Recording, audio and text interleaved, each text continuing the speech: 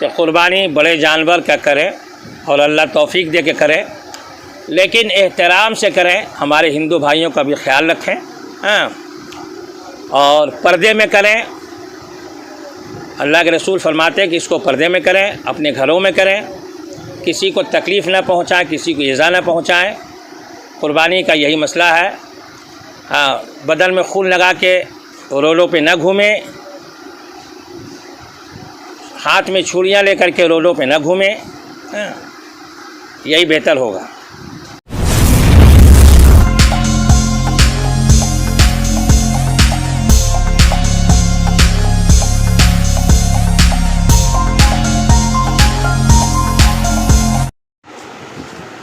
आदाब दोस्तों, आप सभी का जनता टीवी हिंदुस्तान में स्वागत है। मैं इस वक्त सेंट्रल कोलकाता में हूं और हमारे साथ हारून रशीद साहब हैं। जैसा कि आप जानते हैं, ये एक ताजिर हैं। ताजिर के अलावा समाजी काम से भी जुड़े रहते हैं। हम उनसे चंद मसलों पर बात करेंगे। जैसा कि आप जानते हैं, लॉकडाउन चल रहा है और जो है दुकानदारों को या जो लोग तजारत कर रहे हैं उनको किस तरह से परेशानियों का सामना है, इसी दो मुद्दों पर बात करेंगे।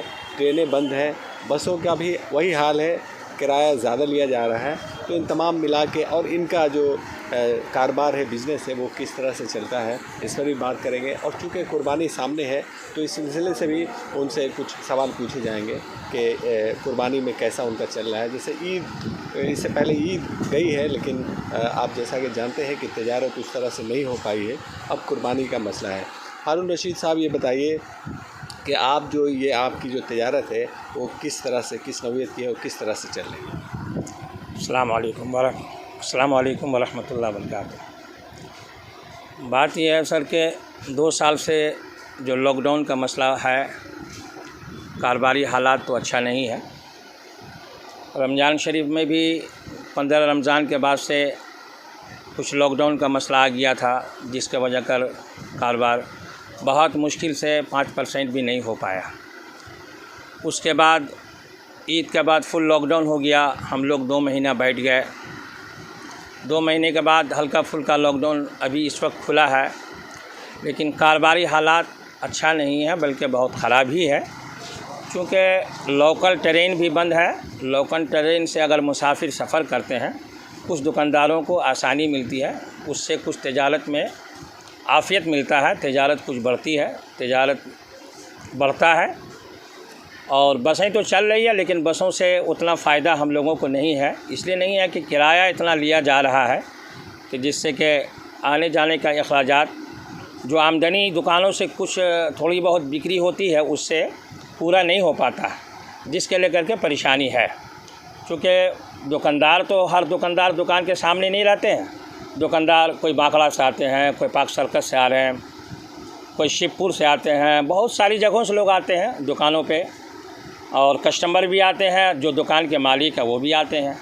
तो इस हिसाब से अखराजात जो बढ़ा हुआ है, उस हिसाब से दुकान में जो बिक्री है उससे कोई फ़ायदा ज़्यादा नज़र नहीं आ रहा। और हालात वैसे ही है जैसे लॉकडाउन हुआ है। हाँ, इसके दरमियान में अगर लोकल वगैरह अगर खुल जाती, लोकल का मसला हल हो जाता, तो उससे कुछ हम लोगों को आफ़ियत मिलता कारोबार में। और आप जैसा कि जानते हैं कि ईद में भी आपका कारोबार कैसे चला, और ईद के बारे में ज़रा बताइए कैसा हुआ था, और अभी कुर्बानी है उसमें आपको कैसा लगा? देखिए, ईद में तो ऐसा है कि मोटा मोटी कुछ कारोबार, जैसे कि 15 रमज़ान से पहले लॉकडाउन का कोई ऐसा मसला नहीं रहा, तो बाल बच्चों का मसला कुछ हल हो गया, कुछ अखराजात आ गया। जो कारोबार आज से 3 साल पहले था, वो इस रमज़ान में नहीं था।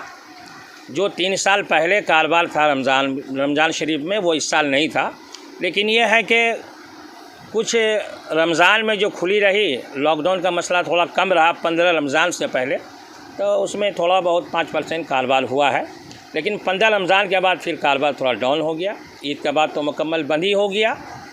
अब ये बकरीद आया है। बकरीद में समझिए कि बहुत अच्छा कारोबार नहीं है, क्योंकि लोकल का इंतज़ार था। लोकल अभी तक खुली नहीं है। बस तो खुली है, लेकिन बस का मसला यह है कि किराया इतना है कि आने जाने में इतना अखराजात हो जाता है। अगर हम 500 रुपये का बिक्री करते हैं, 100 रुपये अगर बचाना चाहते हैं तो 100 रुपया खर्च हो जाता है। तो बाल बच्चों का पैसा आमदनी से नहीं बचता है, बल्कि पूंजी खाना पड़ता है। तो आपको क्या लगता है कि ये जो कोविड है ये कब तक चलेगा, और कोविड के बाद क्या फिर हालात नॉर्मल हो जाएंगे, ऐसा कुछ लगता है? हम तो ऊपर वाले से उम्मीद करते हैं कि कोविड ख़त्म हो जाए, पूरी दुनिया के अवाम इससे निजात पाले, और सबके लिए हम लोग दुआ करते हैं। हिंदू हो, मुसलमान हो, सिख हो, ईसाई हो, हिंदुस्तान के हो, हिंदुस्तान के बाहर के हों, जो भी हों, सभी को चाहते हैं कि कोविड से निजात पाले, इस बीमारी से निजात पाले। अब पूरा दुनिया जो है फिर 3 साल पहले जो बिज़नेस था, जो कारोबार था, उससे जुड़ जाए। अच्छा, यहाँ पर जो आप तजारत करते हैं इसकी ख़ास जो प्रोडक्ट है, किस चीज़, कौन चीज़ जो है ब्रांड है जो ज़्यादा आप बेचना चाहते हैं और बिकती भी है, और लोग अगर आपसे यहाँ पर आपका कुछ सामान यहाँ से होलसेल में लेना चाहे तो किस तरह से आपसे रब्ता करें? देखिए, ऐसा है कि हम तो अरहम कंपनी के माल का डिस्ट्रीब्यूटर हैं। मैं आज काफ़ी दिनों से हूँ और ज़्यादातर मैं अरहम कंपनी से जुड़ा हूँ। इसके दरमियान में नमाजी टोपी भी हमारे पास है, और खुला मिसवाक है, पैकिंग मिसवाक है, तस्बीह है, और हाजी रुमाल वग़ैरह है, जानमाज है, इंडोनेशिया टोपी है। इन तमाम चीज़ों को अतर के साथ रख करके ही कारोबार करते हैं कि इन तमाम चीज़ों को रखने से मेरा कारोबार का मेल होता है। कि अतर लेने आते हैं तो 2 पीस रुमाल भी लेते हैं, अतर लेने आते हैं 1 डब्बा मिसवाक भी लेते हैं, अतर लेते हैं तो खुला मिसवाक भी लेते हैं। तो ये मेरा अतर के साथ साथ में मेरा मिसवाक भी जुड़ा हुआ है, जो हुजूर पाक सल्लल्लाहु अलैहि वसल्लम का सुन्नत भी है, और उस सुन्नत को हम जारी रखने के लिए मिसवाक को जारी रखा है अपनी दुकानों में, अपने कस्टमर्स के लिए और तमाम अहले ईमान के लिए।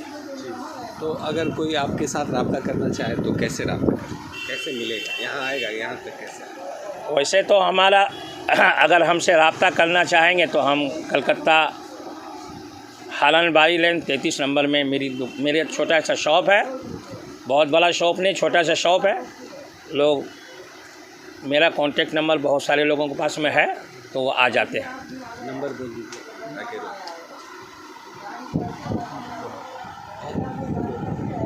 अच्छा, ईद उल ज़ुहा की कुर्बानी के बारे में अगर आप लोगों से कुछ कहें, कुछ अपील करें। कुर्बानी के मुतालिक हम यही कह सकते हैं अपने ईमान वालों को, अपने मुसलमान भाइयों को, कि कुर्बानी बड़े जानवर का करें और अल्लाह तौफीक दे के करें, लेकिन एहतराम से करें। हमारे हिंदू भाइयों का भी ख्याल रखें, हाँ, और पर्दे में करें। अल्लाह के रसूल फरमाते हैं कि इसको पर्दे में करें, अपने घरों में करें, किसी को तकलीफ़ न पहुँचाएं, किसी को ईज़ा न पहुँचाएं। कुर्बानी का यही मसला है। हाँ, बदन में खून लगा के रोडों पे न घूमें, हाथ में छुरियाँ लेकर के रोडों पे न घूमें, हाँ, यही बेहतर होगा।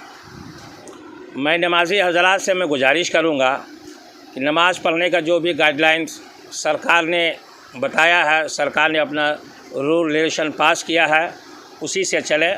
मस्जिदों में गाइडलाइन रखते हुए अपनी नमाज़ को अदा करें। नाम बता दीजिए। मैं हाफिज़ हारून रशीद हूँ, अरहम कंपनी का छोटा सा डिस्ट्रीब्यूटर हूँ। मेरा मकाम बाकड़ा है।